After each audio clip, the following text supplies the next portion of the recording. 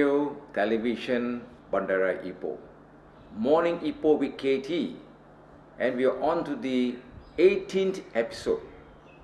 And this particular morning, I'm not having a conversation with a fellow Malaysian, but we are traveling across the borderless world, 3,460 kilometers away.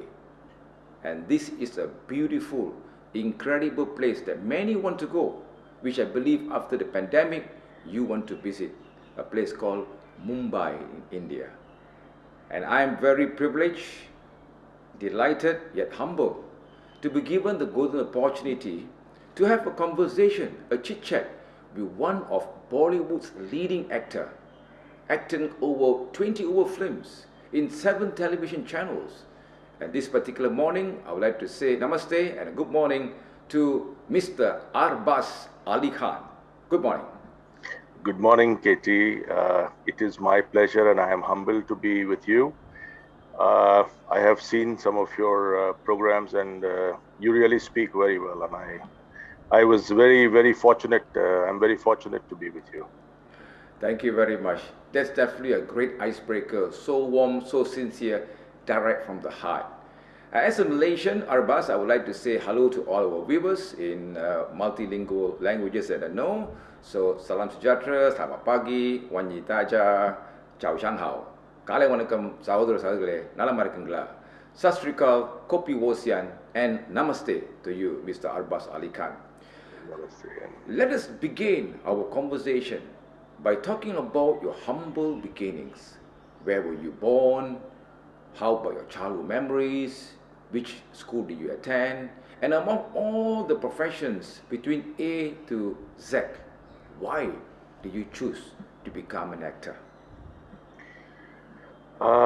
This is a very nice question that you asked me. Well, I was born in Mumbai.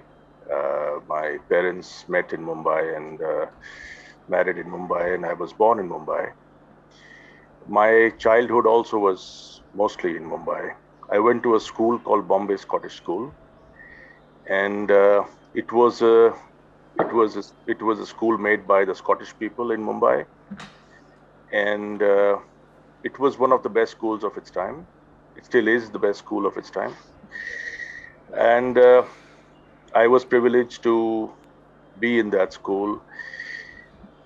There's a lot I learned in that school from my teachers and my principals, and there was a certain code of discipline in that school, which I think has, like they say, your mother's arms are the first institution of your life, and your school is the second place where you learn everything. And it's so true, because my school, and even today my principal is no more, but I still remember his ways and the discipline he used to keep in school, which goes a long way. And you can see the same discipline in other actors also, like Hrithik Roshan, Abhishek Bachchan. They're all from the same school. We have a whole list of people who have come from my school, and they've made it big in Bollywood, and they're still some of the most disciplined actors in Bollywood. For your next question, why between A to Z, among all the professions, I chose to be an actor? Well, I was always inclined from childhood. I always wanted to be an actor. My father was an actor. He was a very famous actor of his time, and he worked for nearly 50 years in the film industry. And, I didn't take anything for granted, though. It was not like because my father is an actor, so I should be an actor. There is a lot of hard work that goes into acting. I would say actors in the Hindi film industry, that is the Indian film industry, or any other film industry in India, have a raw deal, basically. We have to work harder than actors in Hollywood. The reason I say that is because, a main lead, as in a hero in Mumbai, or in any other, we basically have a huge film industry. Mumbai is just one industry among many, which is the language that is spoken from Kashmir to Kanyakumari. That's Hindi. Then there are regional film industries. We have a lot of regional film industries. We have a Bangla film industry. We have a Telugu film industry, Tamil film industry. We have Malayalam film industry.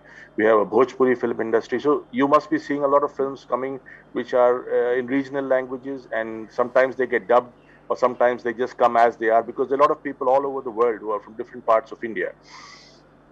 So I think you yourself are. I think you are Tamil, or I am a half Sri Lankan and a half Chinese. half Chinese. Okay, so KT Pillai. Pillai Yes. is It okay. is, yes. It's a Jaffna from Sri Lanka. Yeah, of course, from India. Moving From on to Sri Sri Lanka. Lanka. Yeah, Sri Lanka. That's right. Okay, okay, Yeah. okay. So basically, like I said, we have a lot of film industries, and an actor, especially a lead actor in Mumbai or in India, has to know dancing, Yes. has to know fighting, has to know acting, Yeah.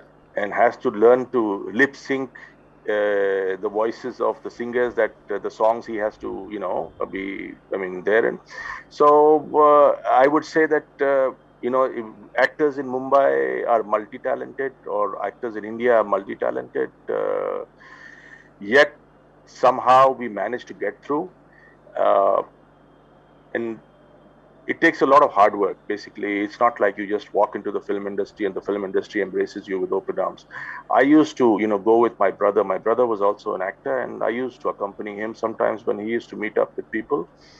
And every time I used to get this question asked, when are you going to enter films? And I was I was undecided back then. I was like, I wanted to enter as into direction.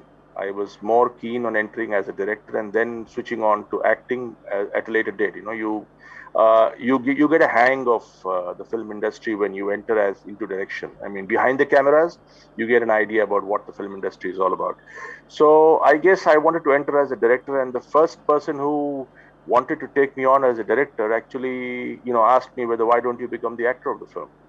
And so it was a very the waiting period that I would have otherwise had to go through, the 3 or 4 years or 5 years of waiting period, that was cut short, and I was only 19 years when I did my first film.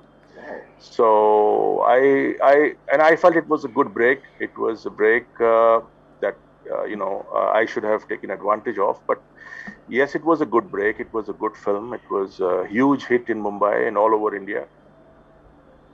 And I'm grateful for that opportunity I was given. And I guess my journey into films was a lot of hard work, a lot of it still is a lot of hard work, a lot of tears, and a lot of bloodshed. There's a lot of blood that goes into your work in the film industry. It's not as easy as it looks, and there's a lot of tears involved. There's a lot of hard work and sweat. So it's sweat, blood, and tears, all three together. I tell you, Arbaaz, the way you spoke was such a smooth flow of ideas and concept, focus and dedication, which I could feel came directly from the heart. The way you spoke so eloquently, you knew about your life history, starting from the Scottish Mumbai, moving on producing ideas. So this is where we see that even Arbaaz today, as part of his acting career, would know how to handle questions so fluently and eloquently. I thank you for that, sir, because that basically had already given some of those who wants to get involved in acting and film producing an idea of blood, an idea of sweat, an idea of no shortcut, just hard work. Because we know in Mumbai, they have so many incredible multi-talented actor and actresses.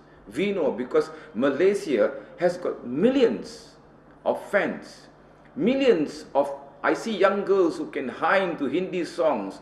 I remember in 1971, when I was 9 years old, the movie Hatti Mere Sati, Yes, talking about the 4 elephants. Yeah, that is the starting I could see of the incredible influence of Hindi films into Malaysia, and it didn't stop.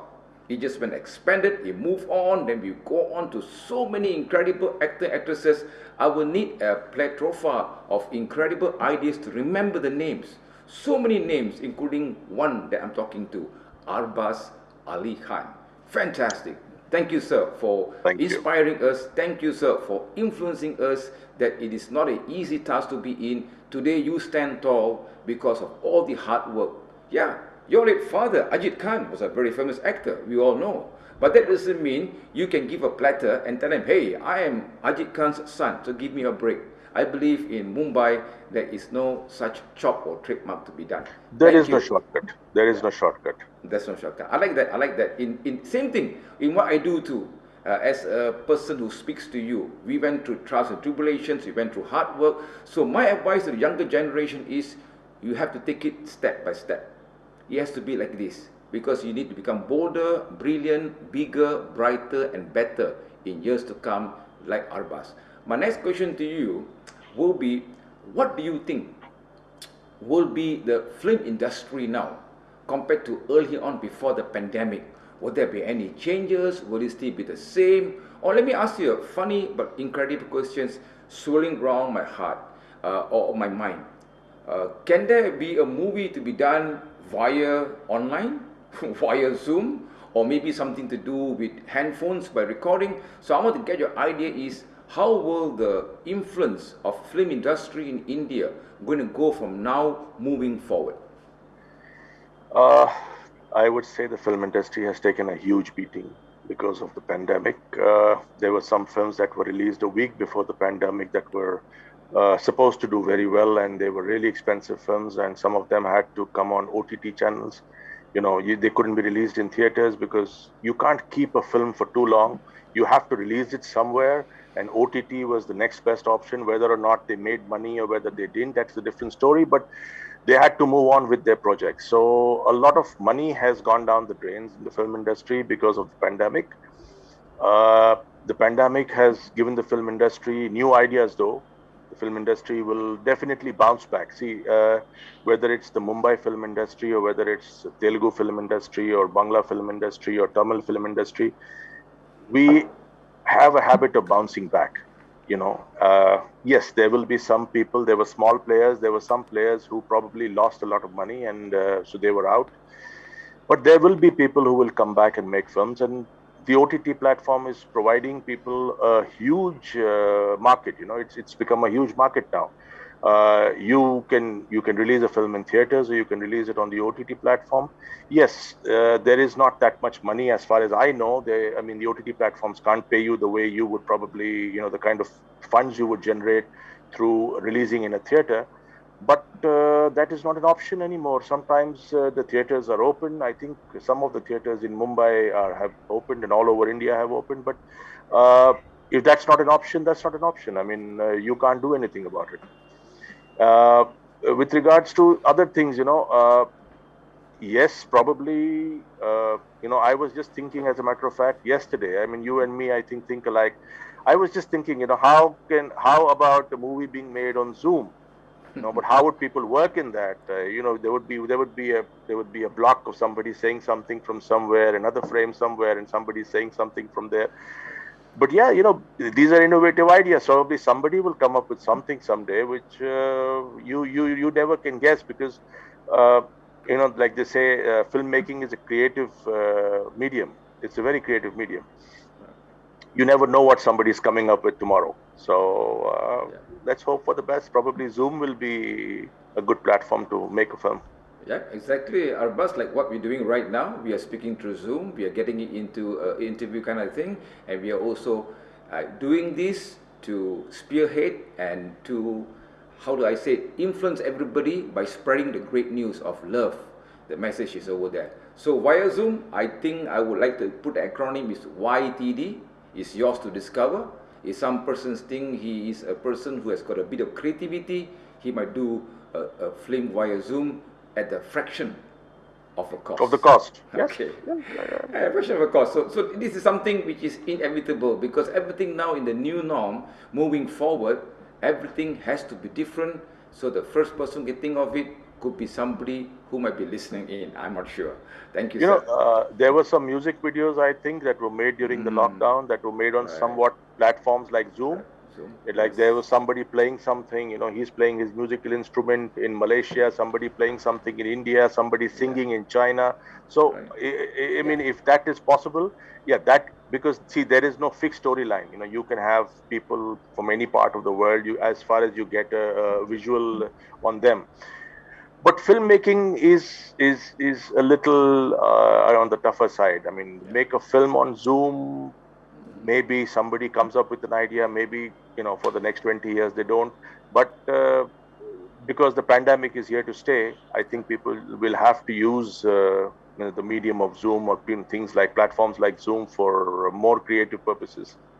Thank you for the very incredible, intelligent answer. Thank Arbaaz, you. you have taken part in 20 over films, Yep. in 7 different TV series. That definitely is an incredible, fantastic idea, knowledge, turning mistakes to education, experiences, hard work, uh, maybe not sleeping for 3 nights or 4 nights thinking. Among all these films, among all these TV series, name me a film or a TV series that you took part which is the most memorable, the most exciting, or a particular scene that you'll never ever forget. Share with us. uh, I will have to give you more names than one, Please do, please do. because there are people who are very dear to me. Like I said, my first film was a film with an actor called Mr. Rajkumar. Mr. Nasiruddin Shah and Mr. Kabir Bedi, they were there in the same film with me, and that was a learning experience for me. It was called Police Public, and I can never forget that film because that was the film where I actually intended to be a director, but I ended up becoming an actor. So I can never forget the love I got from actors like Mr. Rajkumar, and it was a blessing to be working with. I mean, it was one of his last few films before he passed away in '96. And so coming to the next film, which was in '96, I did a film with Mr. Amitabh Bachchan, which again was a memorable film. And, I had a fantastic experience. Uh, Moving a little to the more recent times, I had a film which I worked again with Mr. Kabir Bedi, and it was a film called Taj Mahal, in which yes, I enjoyed working in the film. We were treated like it was a film based on the Taj Mahal, the story of the Taj Mahal, the whole history of the Taj Mahal. So in that film too, we were treated like kings because the producer, he went by this theory. He said, if I have to get a performance of a king, I have to treat you like a king first. So Mr. Akbar Khan was the producer and director of that film, and I'm grateful to him for casting me in that film and giving me the love and the treatment that that only kings would get otherwise.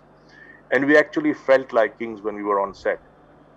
Right from the hotel where we stayed to the set where we worked, it was all very, very palatial. It was all very, very royal, and we had real royal treatment. At that time itself, I was doing 3 films in the same span. I was doing another film where I played a non-resident Indian coming from the US, and I was playing a roadside bomb blast detonator, in a third film called Black Friday, which was based on the Mumbai blast of 1993. So I was playing one of the main perpetrators of the bomb blast. So they were roadside boys. I was given the opportunity. It was a film called Black Friday, and I was given the opportunity of playing a boy who's brought up on the streets, and who goes with the masterminds, and he manages to perpetrate a huge, an event that changed the history of the world. It was the 1993 Mumbai blast. And at the same time, I'm working in a film where I'm doing a person who's just returned from the US, the United States of America, and I'm also working in a film where I'm the king, and my son is the one who makes the Taj Mahal. So the film industry puts you in different positions at different times. It's every time we do a new project, whether it's a film project or a television project, uh, we are playing a different character. It's a different challenge. It's we wake up every morning. We don't know what we're going to be doing on the sets. We only know, okay, this is the film that we're supposed to shoot for. and every day is a different challenge. Uh, it's exciting. It's very exciting because, like I said, I was playing a king. A few days later, I'm playing, a couple of weeks later, I'm playing a person just returned from the US of A and who speaks in a very anglicized accent. And a few days later, I'm shooting for a film where I'm playing an absolutely roadside Mumbai boy who's lost everything and who wants to take revenge. And he's the perpetrator of the Mumbai blast. So, these films have all been very, very close to my heart. And I would say that I would love to relive these experiences again in my life. I really feel like I would wish that I could go back in time and, work on those projects all over again. And the time that I spent with these people and the friends that I made and, all that, I really remember that. I want to thank you very much. As the saying I remembered told by my mother, who's a Chinese, he said, a journey of 1,000 miles begin with the first step. You took the first step and you gave homage to the late Rajkumar. See, I respect this because we never forget our history, the humble beginnings from the root of a tree and how it begins to go up. And we could see that the escalation of a success, Mr. Arbaaz, actually came from yourself. Your inner self wants to show others it can be done. Your inner self of confidence. You mentioned that there's a movie, you need to speak with the English accent. And these are where actors can be like chameleons, taking different roles very seriously. You mentioned about being a king and being treated like a king. I love that. So your whole idea of you being a king, a person respected by the persons with you, is very important, because the idea of how an actor goes in the mind will come from the focus somebody has. You see, I'm not an actor, I'm just a speaker, but we will have to ensure that when we speak, we manage to become the Mimi, M-I-M-I. We need to mesmerize, we need to inspire, we need to also motivate, and at last the word influence. So a great influencer like you, Arbaaz, in this morning's channel, where in Ipoh and also in Malaysia, we have many young teenagers who loves playing with handphone, who loves creativity, and they, I believe, can be the next echelon of success, just like what you mentioned in all the movies you have done. I thank you very much for that, sir. We will now take a short break for a short commercial, and back once again, I'm going to squeeze the brains of Arbaaz Ali Khan to ask more questions to ensure that today, this particular Zoom meeting will be definitely a great communication between two countries, putting together Mumbai, Ipoh, India and Malaysia. We take a short break right now. Thank you. Welcome.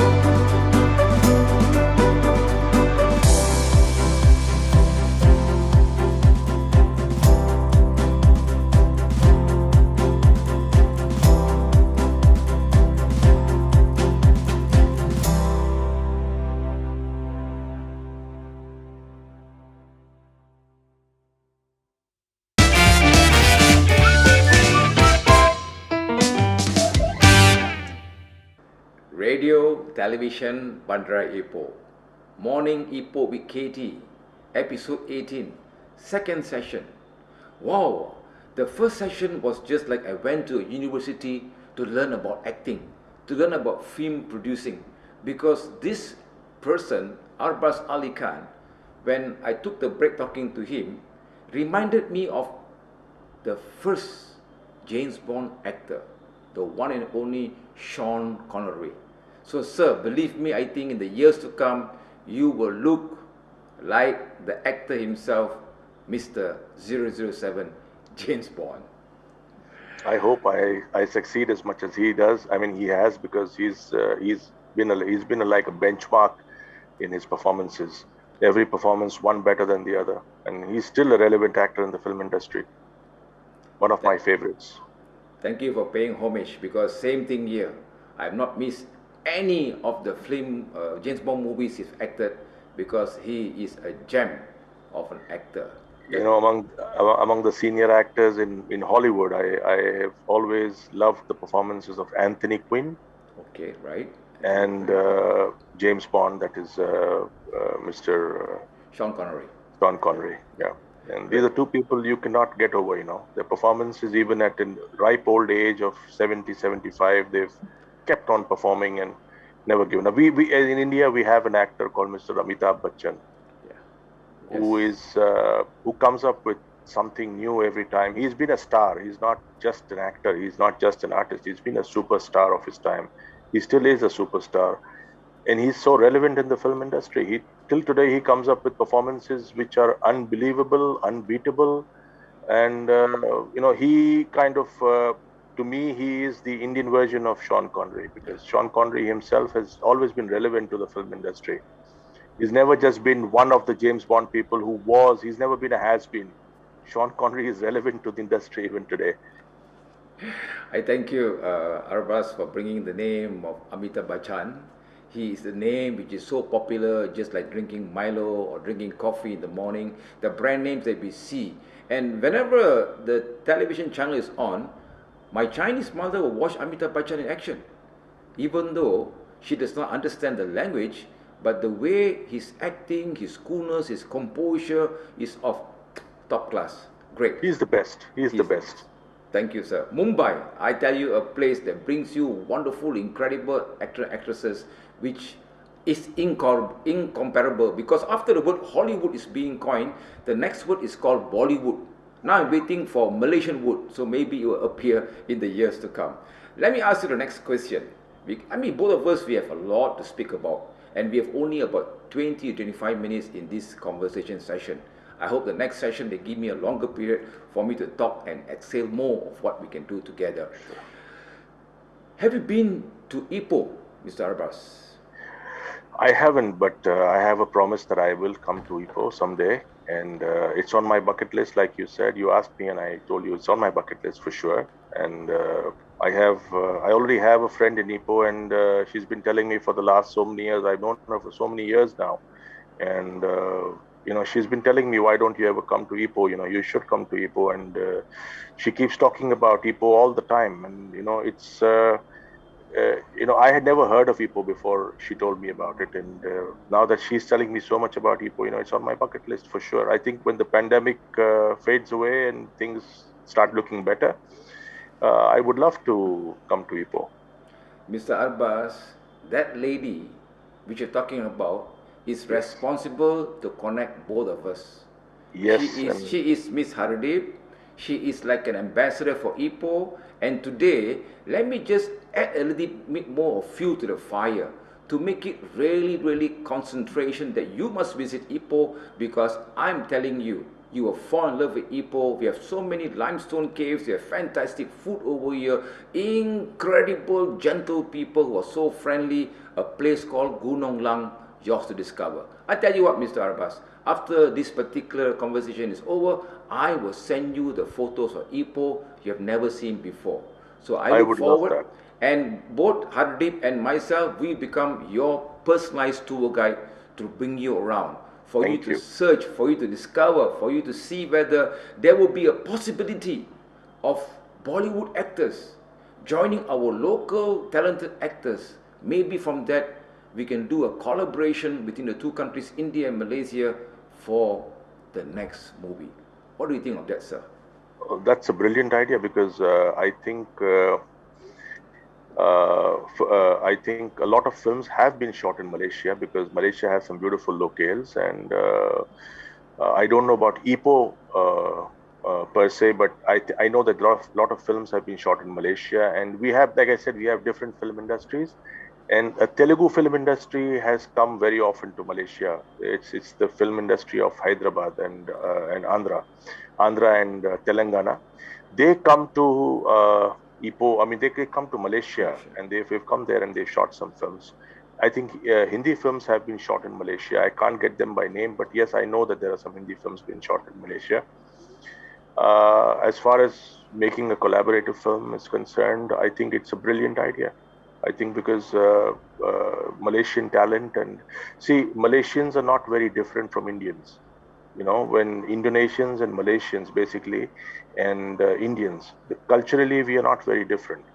And it's only the language that is like, I mean, Malaysian language is definitely different from the language we speak.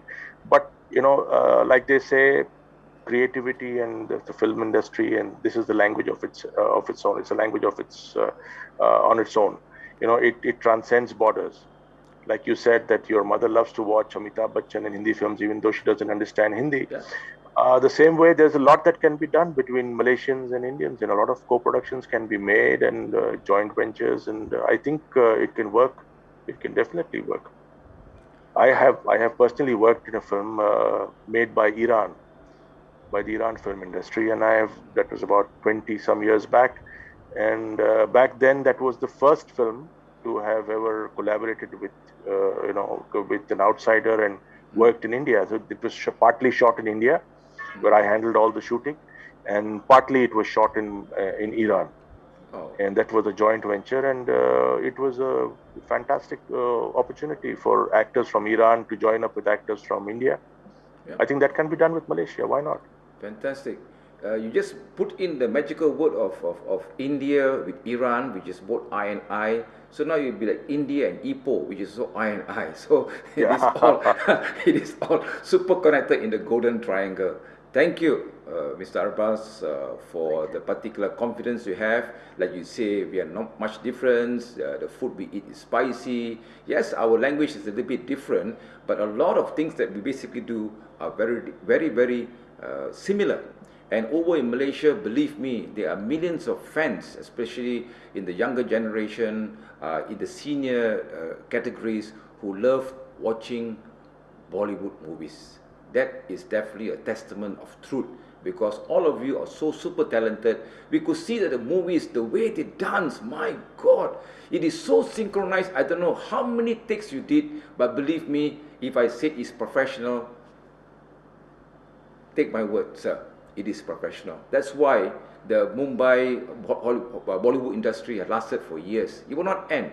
Once the pandemic is turned to an endemic, we live with the COVID pandemic. We live along by using masks. We live along by social distancing. But believe me, everyone is waiting. It is like we are being put into our own jails at home, relaxing and re-energizing ourselves. But how long more? So my idea of challenge is the borders need to be open, the countries need to be visited. As long as we are fully vaccinated, we have the herd community, life must go on. Next question, Mr. Arbaaz. You have taken part in so many movies, I don't think you remember some of them. You have been what? The king, you have been a police officer, you have been a villain, you have been a hero, you have been everything. Tell me, which you think is a role which is super challenging, which is super interesting, that you never ever forget?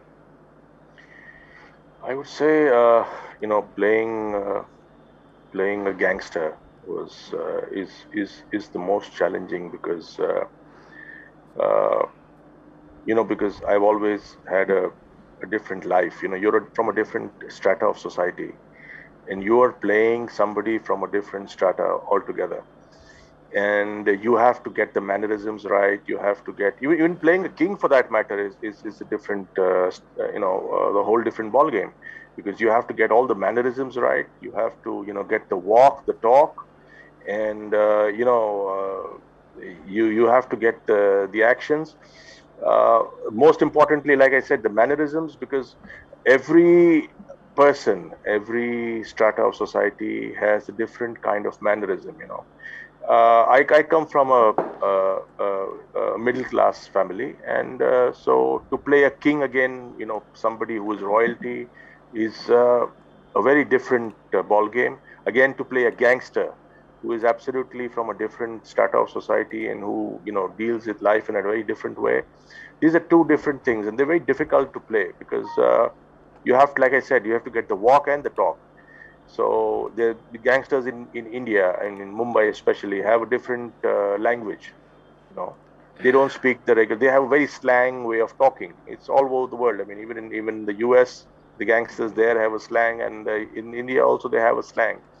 So to learn those slang languages, the slang words, and to be able to communicate with the opposite person in the way a gangster would communicate, yeah, that is a that's a tough ask, and somehow we managed to go through, because there's always a lot of a lot of homework that we do as actors. There's a lot of homework that we do. I always maintain a diary. If there's a very difficult character and I know that it's going to be very difficult for me, I keep a diary. I note down words. I note down slang words which I can use in the film. And like for the gangster role, I kept a diary for with myself, and certain mannerisms, certain ways of dressing. The costume has to be. The costume is your first, your introduction, because people see you with the costume, and then it is your talk and your mannerisms. Yeah. So the costume has to be right. So you have to be very careful that you're not, wearing the wrong costume. I can't wear a three-piece suit and play an Indian gangster, because the Indian gangsters don't wear three-piece suits. I mean, their dressing sense is completely different. So yeah, it's a very different ball game altogether, playing different characters. And like I said, I maintain a diary, and I always note down certain nuances. Certain, if there's a certain nuance, and I know that okay, a king would have walked like this or spoken like this, or if there is something that I can refer to, like there's a film that has been made, and the character of the king has really has been done very well. Like there was an olden day film called Mughal-e-Azam, in which there was the great Prithviraj Kapoor and the late Dilip Kumar, who just passed away a few weeks back. So this was the film where it was about royalty. It was about, and our film was also about the same era. So there were costumes that were taken from there. The costume, there was it was a kind of reference point for all of us, whether it was the costume designer or whether it was the actors. We had a reference point. We knew that those actors, I don't know where they got their references from, but they did a brilliant job, and we were able to look at them, and not that we looked at them too often, because then suddenly you start aping those people, and that's one of the things we don't want to do. You look at somebody, you get inspired by that person, that's about it. You don't start aping that person. Aping somebody is of course the best form of flattery, but I would say it's something that you cannot do. You want to bring your career down, you start aping people, you start copying people. So I never believed in copying anyone. A few nuances, yes, we do take, a few mannerisms we take from other actors, but that's about it. That's about it. And then you have to add in your own bit. You have to bring yourself to that character rather than bring the character to you. You take yourself to that character, you go down to his level, or you go up to his level, whatever his level was, and you play that character that way.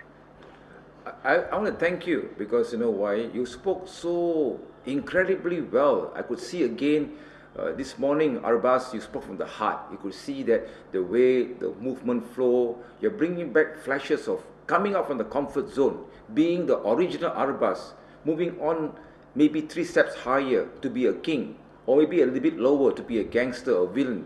This will require, I believe, what? The way you speak, the way you stare at people, the way you move your hands, everything has to be different. And what way to learn by going maybe to the streets of Mumbai, maybe at the back streets to look at how they act. And also, yeah, that means you have to feel the vibes, or else you cannot get it done. It cannot be artificial. It has to be the original version, that when I see, hey, Arbaaz is a gangster, hey, that guy is a gangster, man. Maybe he used to be a gangster, kind of thing. That will add the influence to what we do. I thank you, because speaking or talking is so easy compared to acting, remembering the lines, moving forward. This is, I tell you, this is something that is not easy to do. It is never easy to do. And this is where Mumbai, like you mentioned, I like the word when you mentioned after you're born in your mother's arms, you went to a school. That formation of the Scottish Mumbai school had taught you in the right direction of how perfection is required. And this is where you mentioned so many other Bollywood stars came from that school. So same thing here to all the parents. If you want your child to excel, start them in a proper school. It's beginning right from the roots. Yeah, the roots, then to the plant, the tree, then to the fruits and so forth. It is all a culmination of step-by-step success.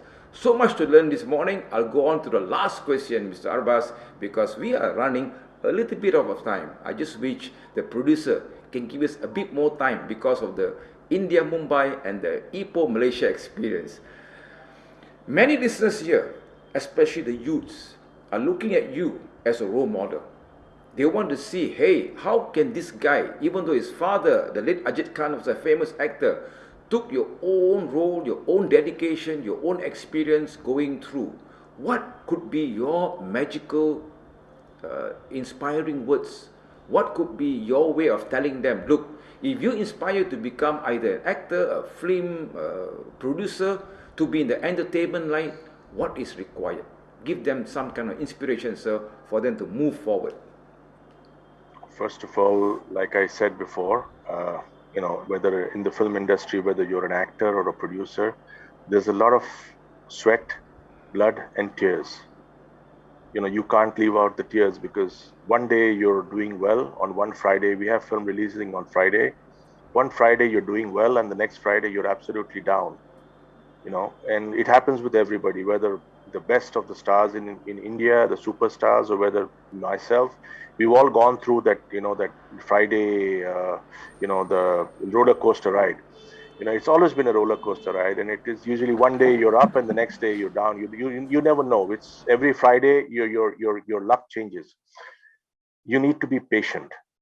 In any business in the world or any profession in the world, you need to be patient. You need to be able to, you need to be able to take the bad with the good. You need to be keep your head you need to keep your head in your shoulders. You cannot afford to let yourself go loose. Just because one day you're successful, you cannot, fly sky high. And then a lot of actors in our film industry have lost work because of their attitudes, because they were successful in their first film and they didn't know how to handle that success. And they realized that people started to hate them because they started behaving badly. They started getting drunk. They started, misbehaving with producers, with fans. There are still some actors who are superstars. They misbehave with their fans, and then they're suffering now, and their films have flopped because there's only so much your audiences can take. The moment word goes out that you're into nefarious activities and you're not the kind of actor that you portray yourself to be on the screen, and you're a different person altogether, and so people start hating you for that. And the moment your audiences move away from you, that's your end. I mean, that's where you're going to be buried. It's nothing beyond that. So I think you have to be patient. You have to take the bad with the good. One day they'll be praising you, the next day they'll be abusing you. You have to take both in your stride. And a lot of sweat and a lot of tears with blood. We have all shed blood on the film sets. I've also been cut. I've also been bruised. I've also been injured on the film sets. There's a lot of sweat that goes into the hard work, that the performances that we have. There's a lot of rehearsals that happen before the real shoots. When we do major dance sequences or fight sequences, a lot of rehearsals. I started off as a hero, as the main character in the film, as the leading actor, and I switched over to doing villain roles. So it was a different transition. Suddenly you're a positive person and now you're doing negative characters. So when I was in the positive, doing the positive main lead roles, I had to practice dancing. I had to practice fighting. Of course, acting, definitely you have, acting is the main this thing of your profession. I mean, you cannot move away from acting. It's what you're there for. When you become a villain, you don't have to dance. Suddenly you realize, okay, now dancing is not required anymore, because now you're not the main lead, you're the main villain.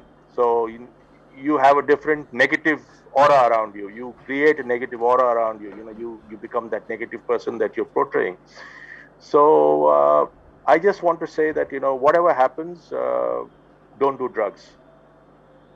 A lot of people get uh, depressed and they do drugs and alcohol, and their health suffers in the bargain.